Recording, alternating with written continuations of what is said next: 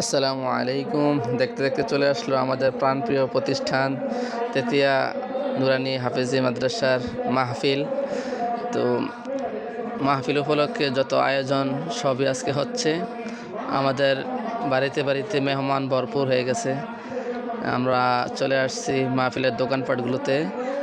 আমার ভাগ্নি বাগিনা মেয়ে আরও যারা মেহমানবৃন্দ যারা আছেন সবাইকে ঘোরানোর জন্য মাহফিলের দোকানপাটগুলোতে পরিদর্শনে আসলাম। এখন চলে যাচ্ছি মাদ্রাসার হোটেলের যে রান্নার স্থানটা ওটা দেখালাম।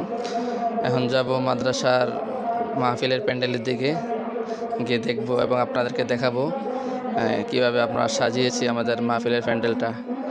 এই যে আমাদের ঐতিহাসিক তেতিয়া নুরানি হাফেজি মাদ্রাসা, মাদ্রাসার মসজিদ এটা, ওদিকে মাদ্রাসা নতুন ভবনের কাজ চলতেছে। এই যে কাঙ্ক্ষিত প্যান্ডেল, মাশাআল্লাহ মহাসিন হুজুরের সাথে দেখা হলো, ওনার সাথে কথাবার্তা হয়ে আমি স্টেজের দিকে গেলাম।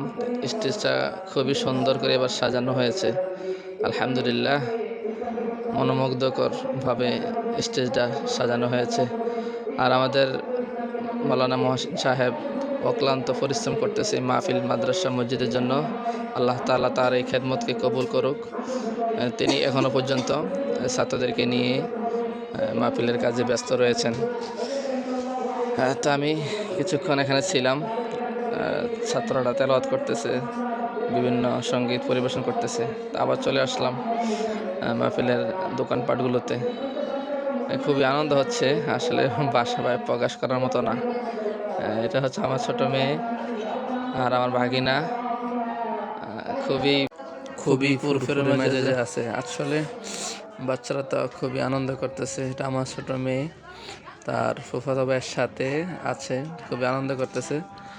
আর এটা হচ্ছে আমার বড় মেয়ে জুবাইদা আফনান, তারপরে আছে ভাগিনা আব্দুর রহমান আরাফ, আরও আছে ভাগ্নি ইকরা আতিফা।